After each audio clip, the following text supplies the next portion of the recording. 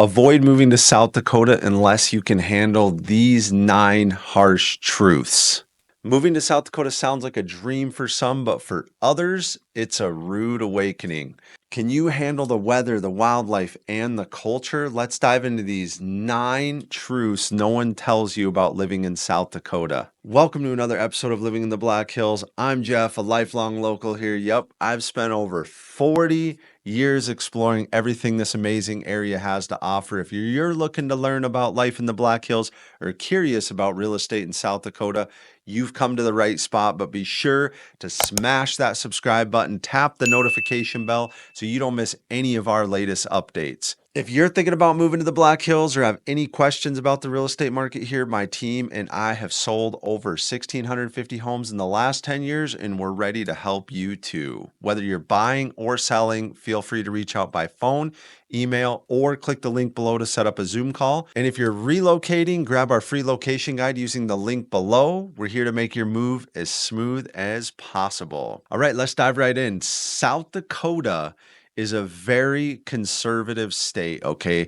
COVID really put us on the map, and a lot of people moved here because of that. And as you know, our governor, Kristi Noem, is conservative, so South Dakota is a very red state. They don't sway, they vote definitely heavy conservative. And basically everybody here is conservative, so they are very into freedom, and almost everybody here has a gun. Okay. A lot of people also go to church and they feel everybody else should go to church. There's kind of a mix there too, but still, just so you know kind of what you're signing up for.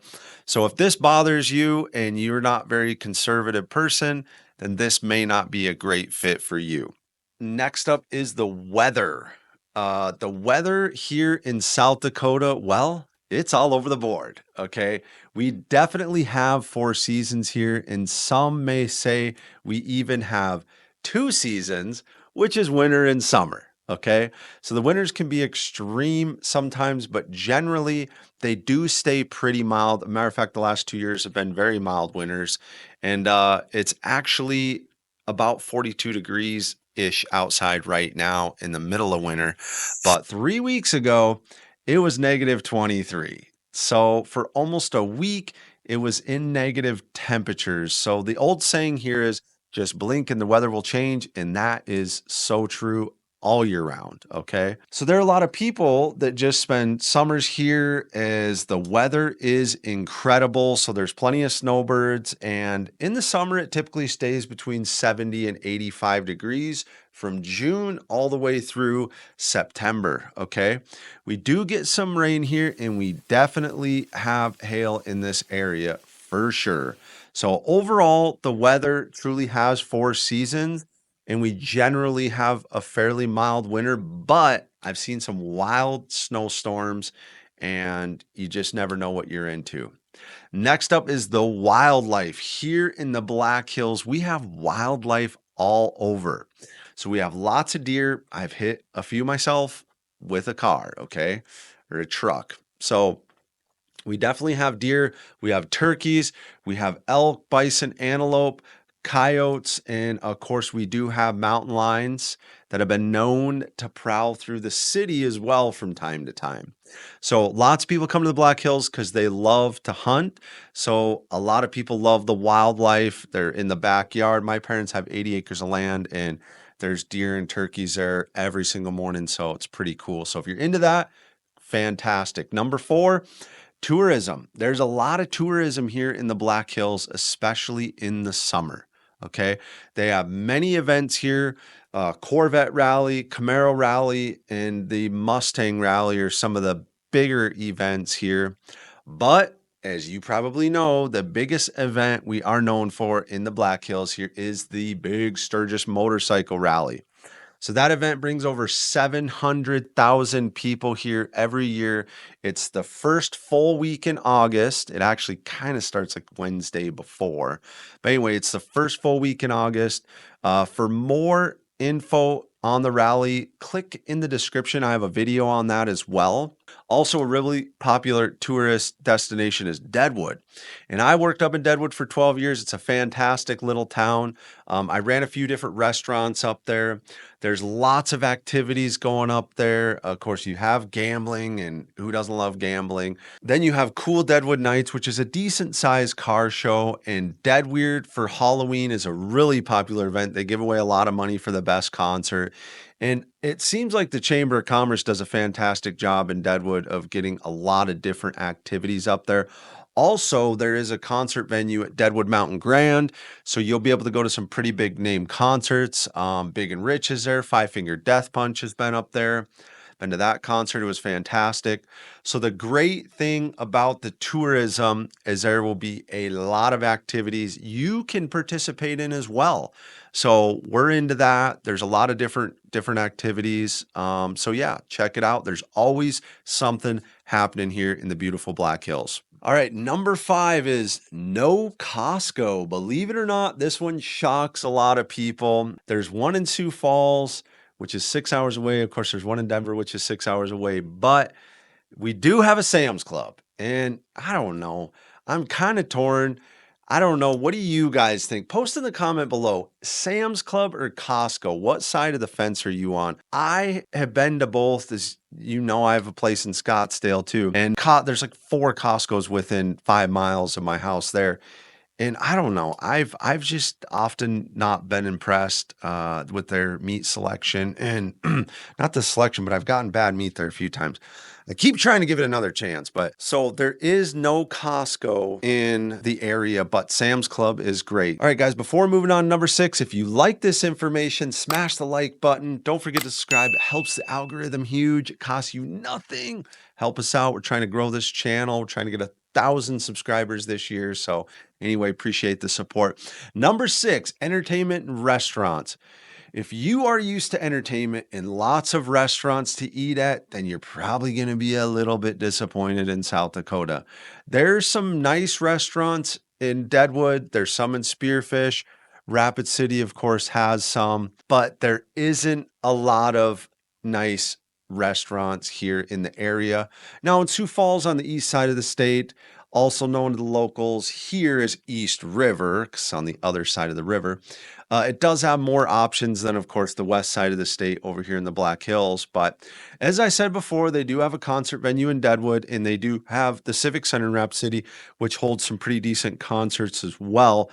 But for the most part, there isn't a whole lot of entertainment to speak of. Most of the entertainment in this area involves outdoor activities, which brings us to number 7. Outdoor activities. Most people in the area, they tend to be outdoor people. Actually, I was just doing an open house today, and 2 of the 5 couples that walked in were going hiking after the open house, even in the middle of winter. Okay. Now, to their credit, it is 44 degrees and sunny out today, but they're still going to go do it. So it is a very outdoorsy area. And one of my favorite things to do is go side by side riding in all the trails in the area. There's thousands of miles of ATV trails, snowmobile trails in the area. They're incredibly fun. We go camping every year, many times summer on Highway 385. There's phenomenal campsites, phenomenal trail riding out there. And we do get a lot of snowmobile tourism in the area as well. Another thing, Another fun thing people love to do is go fishing. There's many lakes within about 30 to 45 minutes of any town with great fishing and water sport activities. Okay. So this covers a few of the outdoor activities, but with all the hills, it's pretty endless with outdoor activities in this area. So definitely check that out. Okay. Number 8 is we have incredibly nice people here. Okay. People tend to be very nice unless they see, you're from a blue state or something. They want to keep the area very small, and they want to keep the state very conservative. So just be aware if you have California plates on, you might be in a little bit of trouble. But once you get settled in and you have your new plates on, people will be incredibly nice. Just be aware that they want to keep the state conservative and that you will need to wave to people in this area. I actually Airbnb my house here in Spearfish, and I had somebody staying there for about a month, and my neighbor ended up actually pulling him over or like stopping up beside him as they were driving by and saying, "Hey, just so you know, you got to wave to people on the block. We're in South Dakota, so you need to wave." Okay. So just know that there's definitely friendly people here. And yeah, great people. And everyone's very nice. People hold doors open, things like that. Just a little bit different, probably, than some of these larger areas that you're used to. All right, next up, number 9 is the taxes. And this is why people love South Dakota. Okay. So there's a lot of tax benefits for residents here. Okay. Number 1, no state income tax. This is huge. So South Dakota is one of the few states in the US that do not levy a state income tax. This means that residents don't pay state income tax on wages, salaries, or any other forms of earned income in the state. Next up, no state inheritance tax. South Dakota does not impose any inheritance tax, which can be advantageous for individuals inheriting assets from family members. Next up, no state estate tax. The state does also not have any estate tax, providing additional benefits for estate planning and wealth transfer. And they do have low property tax as well. South Dakota property taxes definitely vary by locality.